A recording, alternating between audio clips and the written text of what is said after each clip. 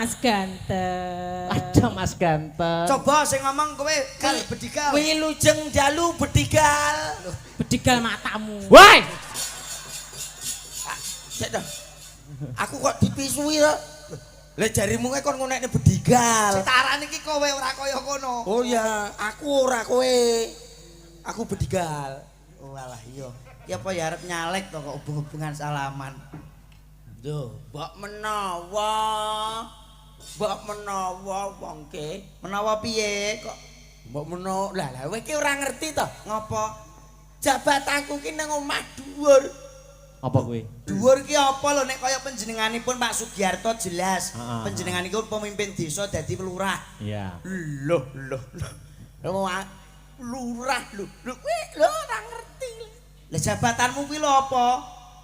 Aku hansip. Lah ansipe bangga. Lah wong Hansip kok ya bangga ya Mbak Cangi. Bangga Wong lah. sing Pak Sugiarto lurah ora dibangga-banggakne lho. Lah aku ki sajuke dadi hansip iki lho, medya naman ora eneng maling. Ya ora enek maling wong malinge kowe dhewe kok. Ora oleh nesu. Lah nek supi mula alhamdulillah nggih Mbak Cangi, Mbak Nggih. Ibu dalu punika saged silaturahmi wonten mriki. Nggih. Lantaran panjenengan niki saged silaturahmi wonten laladan pundi menika? Ngerengket Mas. Ngerengket Kecamatan Sidomoro Kabupaten Sukomoro. Sukomoro Oh, Kabupaten Nganjuk. Ah. Kleru ya ora apa. Ngono ka ora apal. Kleru ora apa-apa lagi Kowe ditanggap iki pisan kok. Loh, lah. Desa Ngrengket Jalan Widas nomor 5. Lah kowe malah maca ngono lho kowe. Malah mbok pancal. Lah kowe maca kae lho. Lah ning tulisane. Makane orang itu harus nah, Apa Apa kuwi? lho, cerdas. Alah yo. Goleki celahe to ning kono ning tulisan kok ya. Kowe tak tekoni, Ndro. Takono. Dadi wong Jawa wis suwe. Ya wis suwe kecilik awake dhewe ya Mbak Cangi dadi wong Kenal Jawa. wayang wis suwe. Ya ngerti. Tak tekoni wayang iki sakmene okehe sing ora tau turu sapa? Lho karuan. Mikir karuan pira bobote bulan karuan. Wih, bocah raine kaya pendosa ngene kok ya paham ya. Wayang sing ora tau turu. Napa Mbak Cangi menawi panjenengan penemunipun? Janaka sing sering topo. Wah, mboten. Dosa muka kok. Sanes. Cangi. Sanes. Semar, Dudu. Apa kuwi? Sing ora tau turu sitok. apa? Buta rambut geni. Oh. Ya, Lah arep turu piye engko wedi bantale kobong. Oh iya. Enten Pandhawa enten Kurawa sing paling sekti jagone jenengan sinten Mak Cangi? Janaka. Mboten. Werkudara. Udu. Lah sapa lho? Sing paling sekti ya mboke buta rambut geni. Lah kok iso? Lah nglairke rambut geni ora apa-apa, Ndro. Bojomu.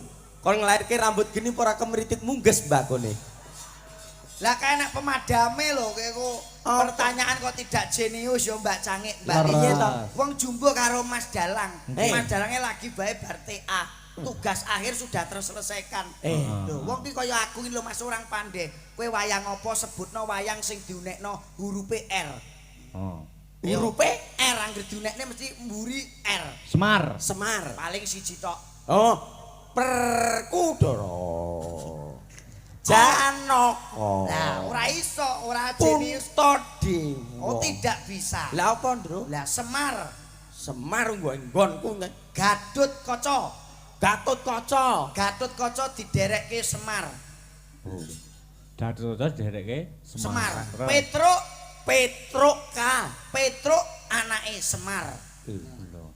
Terus. Cangi pacare Semar. Wah, akal-akalan. Nek perkara ngono kuwi kowe tau sobo pawon ora? Lho, Sotbo ya tau Abrakan pawon sing mburi dhewe nganggo M apa? Baskom, Baskom agek 1-10 kowe ra usah akeh-akeh. Magicom, Loro. Alah ora iso ning kowe. Begakas. Abrakan pawon sing mburi dhewe nganggo M. lah ya Magicom, Baskom, Baskom tek to aku iso. Lah, Apa kuwi? Baskom. Magicom. Wajan. wajan mangep ngono kok. Wajan aluminium. Sotil aluminium. Kenceng aluminium, sublek aluminium. Lah wong kabeh mbok aluminium lho Ah kok. timbangane kowe pacare Semar. Opo wi? Wong ki mbok ya sing jenius nggih Mbak Cangi. Leres. Nggih, Sungguh kali ndongakne.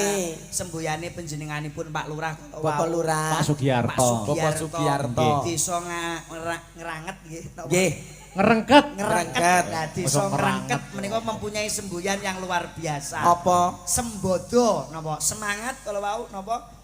Semangat, Bangkit bangkit, dan berbudaya.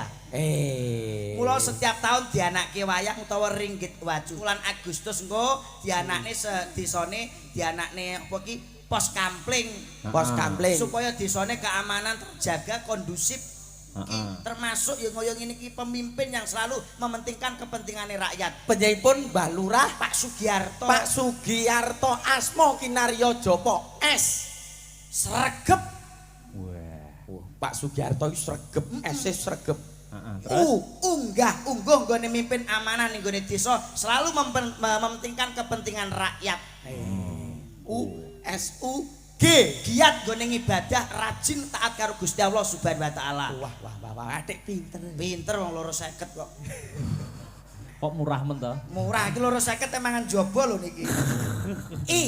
Ingin mencapai kesuksesan desa secara berkelompok, semua rakyat, lapisan dari rakyat, aparat selalu dijadikan satu untuk menjaga persatuan dan kesatuan supaya desane aman dan kondusif. Kok dawa men to? Alah sagadu-gadu ngene lah ya tawur kok. Iya. Sing penting rak tiboki ngono lah nggih, Bos. Akan selalu mementingkan keluargane ya rakyate, bangun desa, nata desa. R tentrem rakyate dipimpin karo R rukun. Rukun. Sing nomor loro to T tentrem. W Ora enek W ya kok. Moko ora enek W to. Kok iso W lho. M. Lho. Mbahmu kono.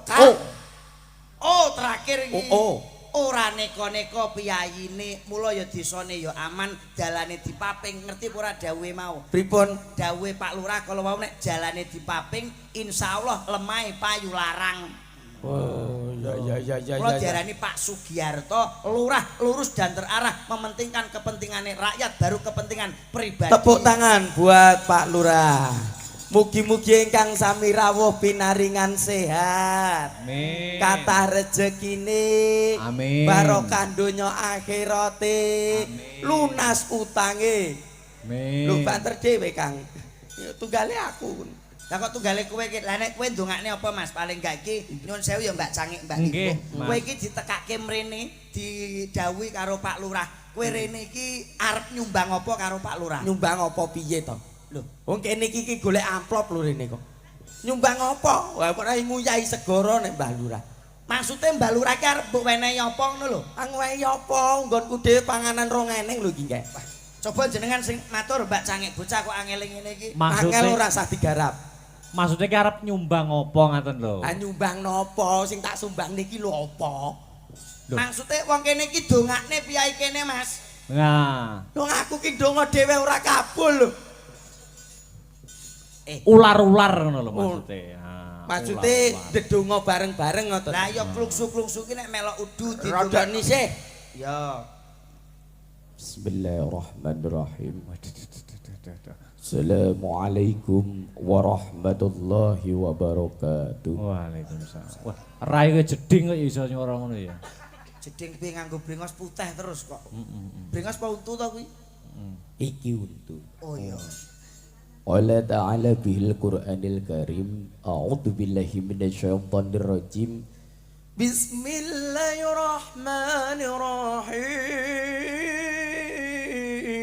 Bismillahirrahmanirrahim. Shadaqallahul adzim. Kowe tak swaduk lho iki lho. Piye to? Malah ngisi-ngisine awake dhewe lho Mbak Cangik. Lah nggih Piye to. to? Wong kene iki ngerti apa ora? Papane alim ulama lho Lho kene iki iki. aku ra iso ngiseni. Lah ra iso ngiseni kok mbok tutup bloko lho keku. Lah penting ra iso bismillah. Lah bismillah kok mbok sombongne. Paling gak iki menehi contoh Mas, muga-muga piyai kene sapungkure nyadranan atau bersih desa sedekah bumi. Nggih. Bumine dadi gemaripah lo jinawe Masyarakat. rezekine adoh saka bilaine. Nggih, amin. Masyarakat ayom-ayom tentrem awit sampun dipun resiki saking lair lan batinipun niatipun habluminanas habluminallah kados sing dingendikake Mak Cangik kala Lah wau. iya, ki kula Mbak Cangik, Mbak Limbuk Kados pundi? panjenengan wau saking dalem kok kadose nganti presiden kathah sanget nggih. Oh nggih no. Wah, ki jangkep lho Mas. Nggih. Jejer-jejer koyo letter L. Nggih. Ya ki 1 2 3 4 5 6 7 8 sing mbok pilih sing ndi Mas? Nah, pilihan. Piyai 8 Nyuwun sewu Mas Lendro. Dalem. Kula mboten kok sombong. Heeh. Presiden ngene iki nek ning ngarepku Mas. Mosok iso bedakne. Mosok iso bedakne. Wong lho, Mas. Lah aku ki nyawang sret ngono langsung ketok. Lah nek titenane Ibu Waranggana Perawan tuh yang bagaimana? Carane no. Carane piye? Cekelne kodhok kek ngarepe. Nah, Hubungane apa hubungane? sing telu iki 1 2 3 4 iki suarane mesti apik. Piye suarane? Peret peret peret peret peret peret. Wah, isih perawan. Kuwi. Heeh. Kodhok nyolot rene bleng pinggir dhewe iki suarane apik. Suarane piye? Oh, wis duwe bojo umum. Kodhok jelalan nyolot rene sing tengah bleng suarane apik. Piye? Korok korok korok. Korok korok korok korok. Lah kuwi ngopo kuwi? Engko tak WA. Lah yuku sing tengah iki jabang bayi kok. Gene. Kono kan ning jeding to ning kamar mandi. Lah ngopo? Lah ujug-ujug bengok-bengok. Lho masalahe lho apa, Mas? Aku antri ning jaba to. Iya. Le sapa sing ning jaba tulungono aku. Aku stroke dadak. Ora iso mlaku. Sing Aku kuwi. ora serantan to. Lawang tak dobrak diel arep tak tulungi jebul ora stroke. Lah sebulan. Katoke urung diunjukke. Alah ya kok ya ngantek lali ra diunjukne. Lali ra diunjukke. Dari faktor segi usia Mas Mio. Usia. Iya biasane iki nek wong wis umure ngancik umur 50 ku biasane duwe penyakit bo telu. Apa? Siji budek, Lho. Betul. pasti itu. Oh. Kira mboten Mbak Cangik. Nggih leres niku. Bawur utawa mripate ora patek krungu. Nggih. Budek bawur terus. Sing nomor 3 balung padha linu. Oh. Kaya napa iki Mas Mio barang ki wonge piyayine budek Mbak Cangik. Oh, ngaten. Ya ora to, Mas. Budek kowe. Coba tak tekoki tak tes nek kowe ora budek. Ora mungkin, kene sehat to, Mas. Halo Mas. Halo, Namanya siapa? Meo Rumahnya Medion wis duwe bojo Mas. wis Anakmu pira? loro. Weh. Lho, wong budek iki ketok. Ora urung umure wis budek ketok kaya Mbak Cangik. Lah nyanya tok. Lho, jenengmu sapa? Meo Omahmu Medion wis duwe bojo? wis Anakmu pira? loro. Eh. Apa kowe ya ora iso ke? Ayo kene. Jenengmu Slendro anakmu, loro siji. Sing sitok tak parokno ding lali aku. bojomu, Bojoku siji, Mas. awake sama. Aku mang rene nggawa kanca. Awan mau tanggapan pura dadi bablas rene, Mas. Alhamdulillah iso silaturahmi karo Pak Lurah. Nderekke Mas Akbar bengi iki. Ci walakaci kok beluk dem dem. Wah aku ki omong ora genah kono. Sing anakku potel. Ya kuping disiplin aku. Lah wong kuping disiplin iki sing biasane apa iki budek. Nah iki sing tak tes kowe. Sing nomor 2 mripatmu kurang awas. Blawur. Blawur. Jajal dites Mas, jajal dites. Iki pira? Siji, Iki loro. ngene iki lho ora jelas yo Ora jelas kuwi. Ngene kok ora bawur iki piye mripatmu? Ah. Iki 5. Lah kok iso 5? Lah iki sing adik loro ndodok 3 gak mbok hitung. Ah. Oh berarti 6. Lah kok iso 6? Lah pange iki. Oh, iya enek pange ya. Eh, Ya ora 6 nek ngono. Pak pira? 7. Lah kok 7? Lah iki wite. Lah iki ora nganggo wit to. Wite iki ta? Wite. Heeh. Berarti 8. Lah kok iso 8? Lah woe. Ngapa lho dadak nganggo woh iki? Kok dadak wae ditekem barang iki lho. Ning Wah kok woe kok. wah kok dipuluk. Lah ya woh dipulik. Iki sing bawur. Seta ora perkara puluke. Lah Ndro apa? tak omongi. Enek apa? Kowe iki biagus ndek butel kok sangklir to. Saklir piye to, Mas? Padane wedhus to saklir iku. Kuwi biasane iki bawur sing nomor 3 ki balung padha linu. Wah, iki. Pasti kuwi. Lah apa? Carane kowe nek pengen balung gak linu, kowe ngombe pil. Oh. Kudu. Lho nguntal pil. Carane 1 hari 3 kali esuk Esok anggere cah sekolah mangkat untal. Oh. Pil. Awan iki angger ana ngadan dhuwur Allahu Akbar untal. Untal. Sak spekere ya. Lho. Wong ngasar Sing nomor 3 sore. sore Sore kan anggere ana srengenge ambles ning kulon untal. luntal. Wih ben Bar lambe ku ombone 7 lawang. Eneng bocah kok kon nguntal terus Dadi beduk kon ben nguntal. balung gen gak padha linu untuk mencikapi kaya ngono kuwi ora ragao mergo apa awake dhewe iki nek sehat iku mahal harganya. Nggih mboten Mbak Cak. Leres. Sugih bondo donya lamun Oh ya. aduh, Kenene kaya enek. Nek, Wi anu wi, borok to wi. Aduh, Borok apa kadas wi? aduh, Sik. Sik to lambene WC ya lambene. lali apa piye? ora lali nek Mbak Cangik. Nggih. Mas Akbar, Nggih. panjenengan kan pun jelas kalau wau sampun dawuh sampun ngendika. Nggih. Mangke nggih derek dimeriake wonten dulur lanang kula saking Blora Mas Lendro. Nggih. Pun jelas kula nderekke jenengan. Leres. Bareng kowe iki sing ngakon rene sapa? Syukur we. Lah iya, sapa to iki? Nah, aku sing jelas Pak Sugiarto. Pak Sugiarto, aku nderekke Mas Akbar. Heeh. Lah aku, Lho, lah kowe melok sapa? aku melu kowe. Aku ke melu sapa? Lho ora roh, wong wis tak WA, Mas Meo aku wayangan ning Nganjuk, kowe Ya. gak nusul. Ya wis aku tak melu pakmu ya, Ban. Kok iso melok pakku wi lho. Lah wis pakmu wis los to pokoke. Tepangke zaman Padang Bulan, Dinas nggih. Pendidikan Kebudayaan zaman sakmono sehat terus bapake. Oh, nggih. Alhamdulillah. Alhamdulillah. Tetembangan lelagon nggih Mak Cangi. Nggih. Menika wonten 1 2 3 4 5 6 7 katuran jumeneng sedaya kersane gumnya. Lho, ngono Mas. Nggih Lho, no. mbok kana apa lho ya siji-siji. Siji-siji no. Sampe mbok sutik apa piye? Loh, ora ngerti. Siji-siji wayangan umume. Iki lu beda kok. Nyuwun sewu katuran jumeneng sedaya ibu-ibu Ya. kadang widuwati. Jekar saking papan palenggahan sak. Anu kecuali Bu Parsinem, kecuali Bu Parsinem. Nggih. Anu sedaya jumeneng Sedaya. kemawon. Sedaya, Sedaya nggih. jumeneng. Nggih. Ayo jumeneng. Jumeneng. Ya, arep Wah, nggih, teng riku mawon boten napa penting jumeneng riyen. Nggih, Ibu jumeneng riyen Ibu. Nggih, monggo jumeneng mawon. Ah, kersane berdiri. Ora gel oh iki gak gelem. Oh, dilungkas netes. Pesinden pun jumeneng. Nggih. Nggih. Monggo katuran pinarak lenggah. Lho. Wih, bles sih. Walah bocah iki kok nggarap wong kaya ibu-ibu. Iki mbok Aku didhawuhi arep kaya marak ngene. rene aku ora bayari yo. Gandrung siji-siji Mas. Anu, Mbak Denko luwih dhisik. Eh, Nah, Mbak Denko. sik to jeneng kaya susu. Lah jenenge kuwi kok, antara Mbak Deni Denko. Lah iki yo duwe Denko kuwi. Heeh. Aturan jumeneng ya Mas ya? Nggih. Heeh. Monggo jumeneng Mbak Deni, heeh, karena ya sepati keca. Terus patekem. Sik. Dayo teko. Hup.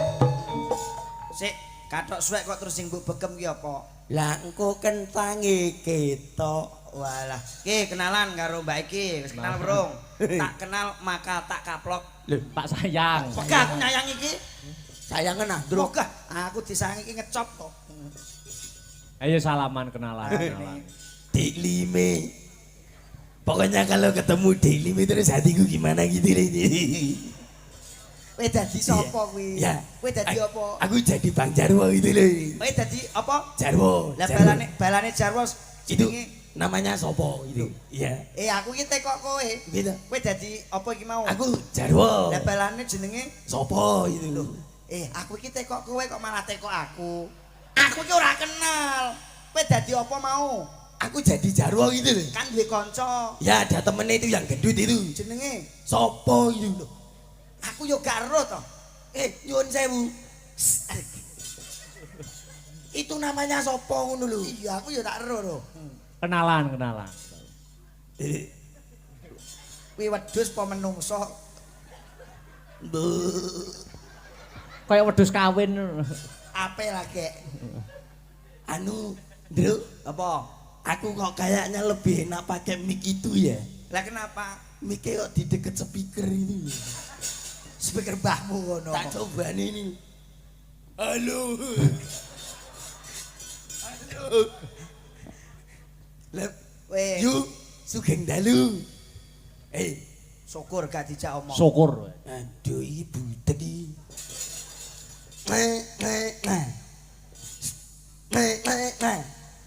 Apa kuwi? Karepe wi lho apa kok? Iki arep takjak budal ngene lho, ning pasar. Oh. numpak motor. Engko teko kono terus. Gak aku saru nuwi Mas. Ora saru tuku ali-ali iki lho. Oh, tuku ali-ali iki ngene. Oh.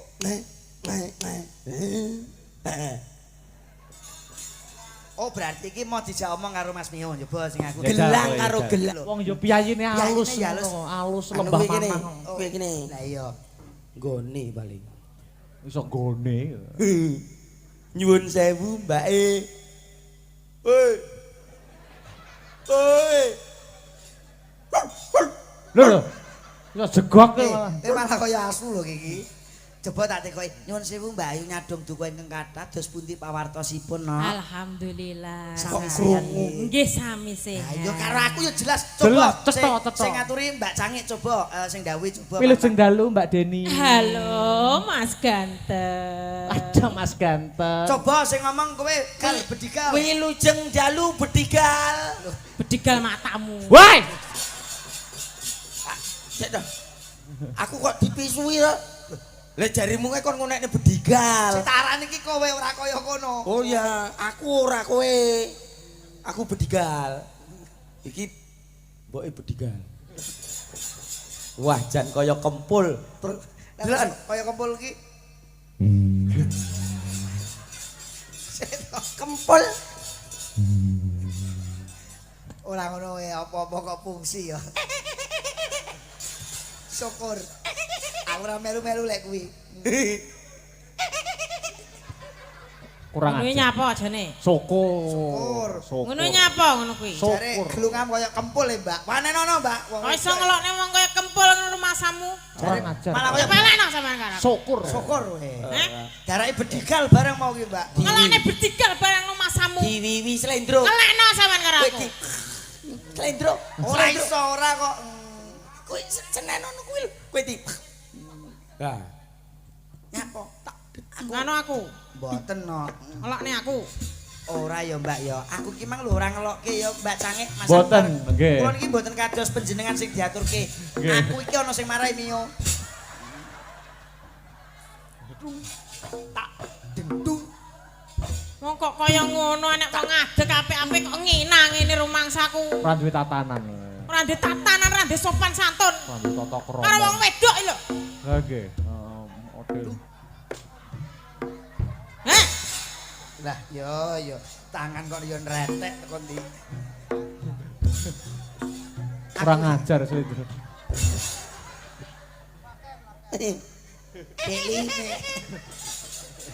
Aku sing kae lho Mbak, nek aku ki kalih panjenengan rampun sering panggih. Nggih. Dadose napa niki mboten nate kok napa jamak kalih panjenengan iki mboten jangkar mboten. Niki lho sing sok karo kalih jenengan iki. Coba iki malah nantang lho.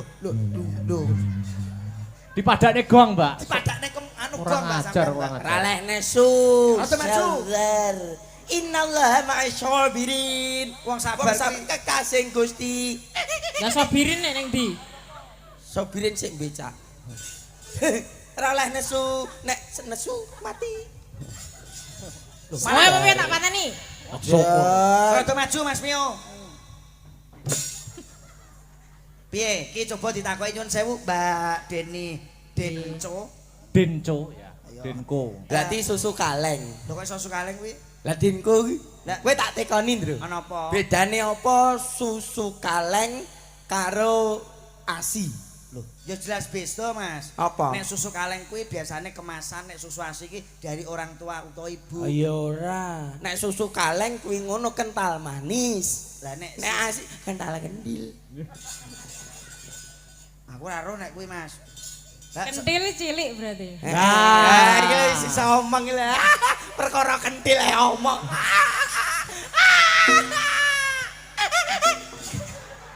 Wong edan. berarti kowe ya ngerti susu lho. Ngerti. Sebabnya apa susu kae kok putih? Oh. Tenah ginaris. Ah, ora pengalaman yang tidak jenius, Mas. Saking ngarsane Gusti. Dudu. Lah apa? Mergo irenge wis nglumpuk ning tengah. Lendro. Ora apa? Nyuwun sewu Mbak Deni. Nggih. Pripun pawartosipun Cahayu? Sae. Pun sunat. Lho. Lah ditekoki yo sae ngono lho. Kowe iki aja padake Ya, iki tekono lan. kowe. Deni. Apa? Ora apa-apa. Aku iki wong iki tau toprakno enak iki. Toprakne. Pagelaran wayang kulit kuwi luwes. Campur sari masuk, ludruk masuk, toprak masuk. Lah iki lakon toprak lakone apa lho Mas? Manut. Loh kok manut ki? Wis ngene. Aku Bandung Bondowoso. Hah? Iki Loro Jonggrang. Lah aku dadi apa? Sutradara. Loh. Aku dadi bosnya sing bagian bayari. Wis ngene nek no. Manut kowe. Loh. Kok manut aku lho? Ya aku bose kowe kok. Nggih, cara dapukane nggih pas nggih Mbak Cangik kaya aku iki. Cara ketoprakno bambangane. Ki lakone wong ya gedhe dhuwur ngene iki. Bambang Cakil berarti. Wong ya gedhe dhuwur dadi pas dapukane. Ana apa? Potonganmu ndek kaya ndok ngono gedhe dhuwur. Anjen kowe ora seneng kok kowe. Dapukane iki paling enggak cara lakone sida paksa. Oh. Ya. Oh anu, Banyuwangi. Sri Tanjung. Sri Tanjung. Turuk.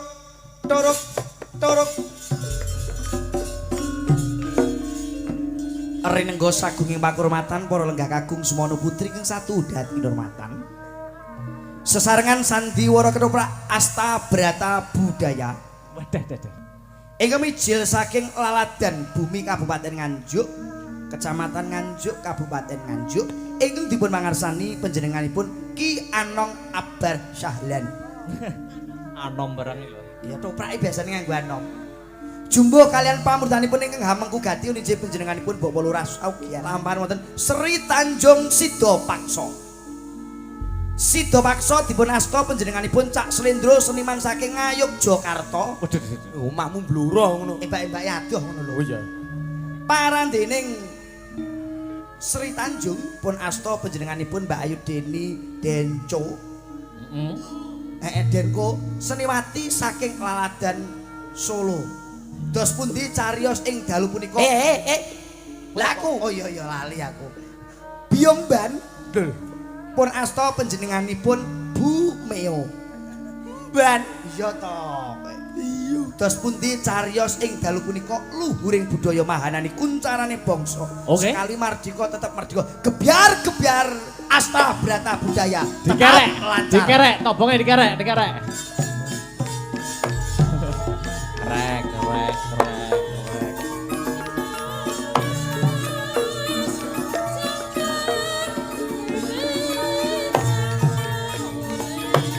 Tok.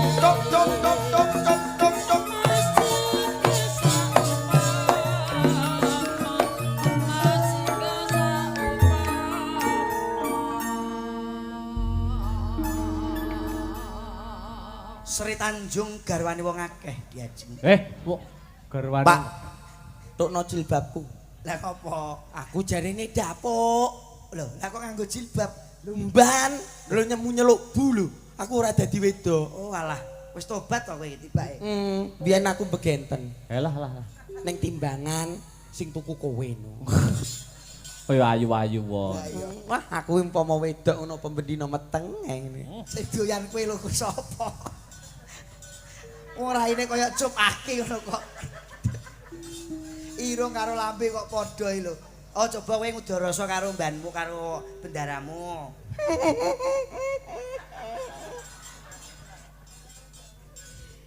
Tamu katimbalan. Mbanok panggah ngono. Lah coba kono. Wonten dawuh Gusti Putri. Piye Biongban? Sedaya sampun isa-isa sampun umbah-umbah sampun makani jaran nggih sampun. Sukete kepara malah tak pangan barang. Pitike, ndoke. Pitik empun kula ndoki kabeh. Kok di Pripun jenengan napa rumaos kangen kalih Kang Patih Sida Paksa ngaten napa pripun? Ya kangen banget to, Mbak. Turuk.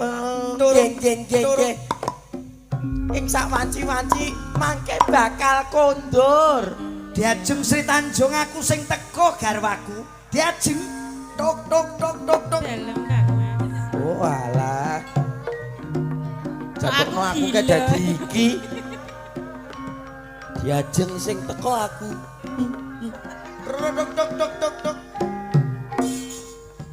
Tok.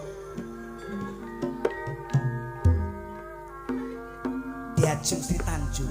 Inggih dalem. Nggonku ngupadi tumbaling praja kanggo kawulaku wis kasembadan wong ayu, malah kapara iki alhamdulillah wong ayu. Apa enek ngono? Sito. Toprak. Pada masa itu peradaban masih Hindu Buddha. Sri Tanjung, Dalem Kang Mas. aku nggonku teko kene iki malah ana pakabaran sing ora ngenakke karo atiku kok Sri Tanjung. Kabar menapa menika? Ya sing gedhe pangapuraku ya Sri Tanjung, malah kapara yen sliramu iki apa bener kowe tresna karo bendaraku jeneng Gusti Silwadikrama Sri Tanjung? Mboten Kang Mas. Lho, aja goro lho Sri Tanjung. Saestu mboten Kang Mas. Aku iki garwanmu, nggonku ngupati tumbaling praja iki kanggo kawulaku supaya kawulaku iki ora ana penyakit bebendu. Oh. Kene rada nyakit Sri Tanjung. Sajae kowe kok kaya wedi to wong ayu. Kuwi ora wedi kuwi gila kuwi. Lho, toprak kok gila iki lho. Sri Tanjung, coba matura, kowe apa bener tresnani karo Gustiku Silwadikrama Sri Tanjung? Sida paksane sak meter kotor ngono. Sri Tanjung!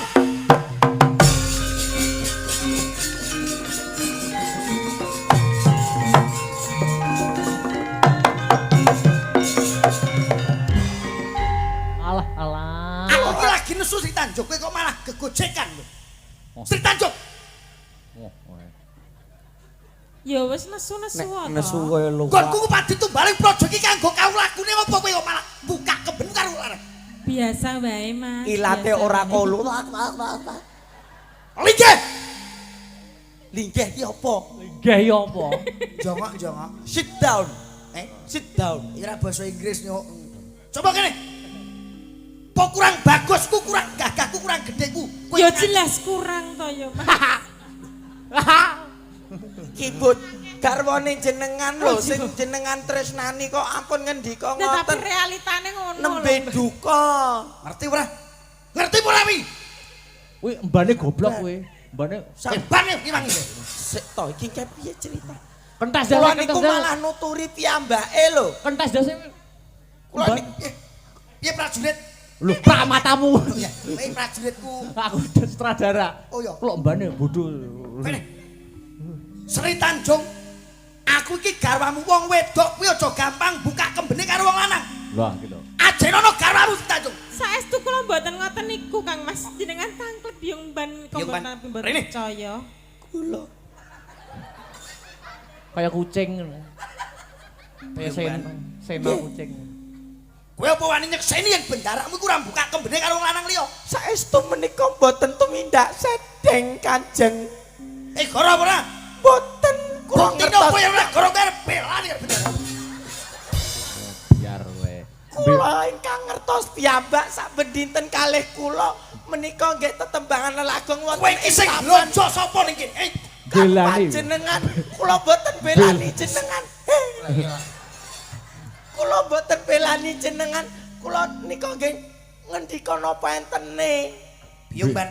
Kula Aku iki ngupadi tumbaling praja kanggo kawulaku. Ning kenapa bendaramu malah tresnani karo Gustiku? aja mbok wae senjata iki kok padhes tenan kok. Kene, Wah, Sri Tanjung. Nggih dalem Kang Mas. Hati-hati lho. Kowe iki ngelingi Sri Tanjung iki derajat-derajatmu kok diantak karo. Ilate kolu. Ayo, arep matur apa kowe?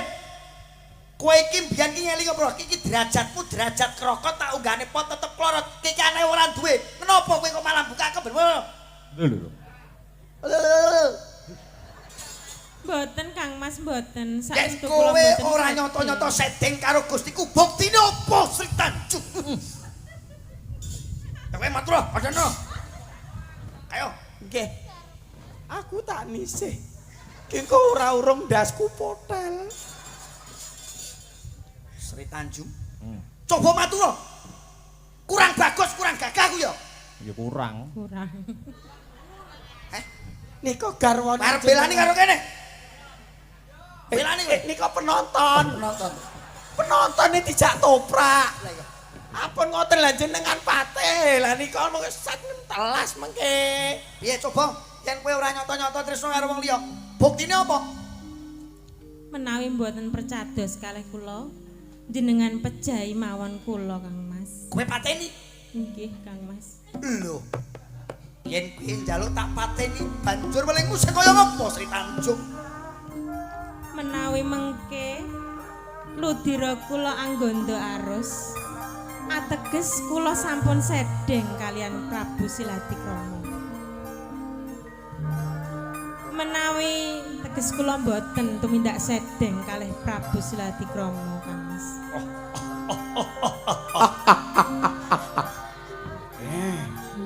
Kaya ngono panyuwun Sri Tanjung. Yo Nggih, bakal tak Kangmas. pinangkani. Wong lanang luwih pingget lamun wong wedok wani sedeng karo wong lanang liya. Prajurit. Di kerise. Lah kira agak tegas lagi kok. Ampun ngoten Gusti Putri mungkin jenengane dipejahi saestu. Ora apa-apa mandak cilik Mbak. Cilik enik Kanggo nebus kaluputanmu Sri Tanjung bakal tak pinangkani. Ya, wale. Wale.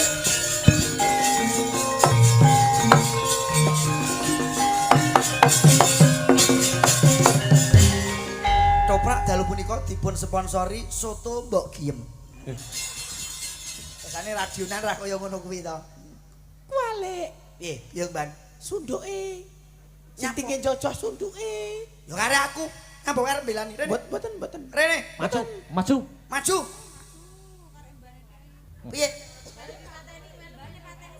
Piye mbane pateni? Boten. Jejeki. Oh, Rene. Jalukane penonton kon jejeki. Anu, kabeh ae sak penonton kabeh mawon. Piye wis iki sekelakon? Nika wau ngendikan pripun? Welinge garwaku lamun iki gandane arus ateges dhek sedeng, parantene kok gandane wangi ora sedeng. Cobi dipun tingali. Kalih pinarak lenggah. Kok sedih dulit. Kok ora mambu cah, kleru paling. Sing rodok ngisor lho. Lho! Wangi Sri Tanjung. Antoni kok boten luput kandung mati. Goblok sampean ki. Iki sampean ki goblok. Sampean ki goblok bojone dipateni. Aku iki Mbah Nyok, aku iki ratumu. Gustimu kok mbok saduwe ndak? Ah, ratu goblok rene. Tak pateni genti kowe.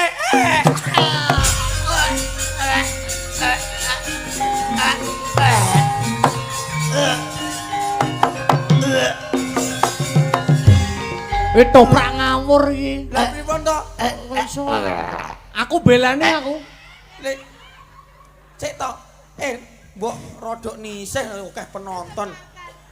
Rodok nisih ning kono lho, ning petengan kono lho. Wong mati kok milih lho. Lho, wong bojone ya ora masalah, Mas. Jenenge garwa sigarane jiwa utawa nyawa kok. Kowe iki sik mati. Ngono. Oh. Weh. Mati suwen. Pripun? Aku ora trimo mbelani aku. Lho, mboten pripun? Ora trimo matine sida paksa karo. Jenengan antek-anteke sida paksa. Heeh. Menungso bejat bojone dhewe dipateni kok jenengan pelani mati kowe. Aduh yo.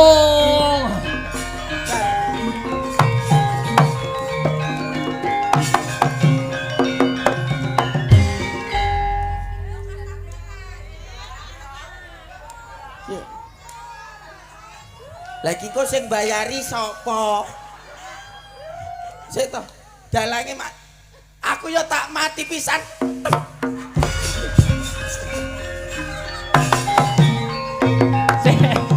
Sik. Liyane dipateni nguwene kene kok gur srit ngono. Kok gur dicawik tok ngono. Mati kaya genahe kaya ngono kuwi. Napa? Wih, ngene iki lho Mas Mio. Ini pertunjukan yang perlu kita contoh, yang patut kita apresiasi. Dijikuk kaya ngapa? Ceritane iki mau sing kaya ngapa dadi aja gampang apa iki kegawa nepsu, kegawa emosi, nganti lali bojone iki rumangsa salah. Cerita asline nika terus mengke wonten reja-rejane jaman bumi kene dijenengke Banyuwangi. Tok tok tok tok tok.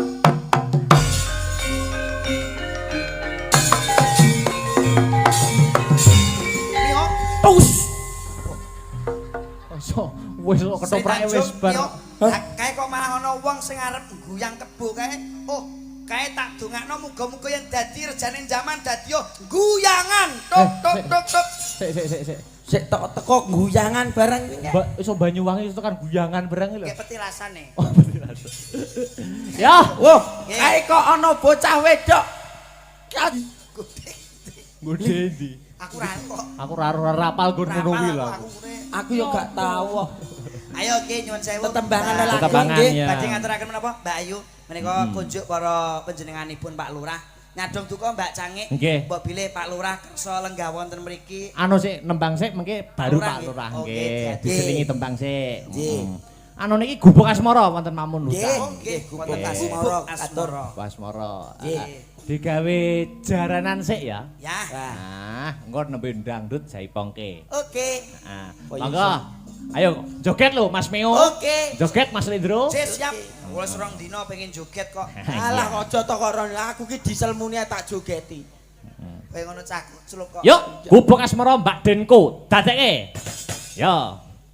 Maka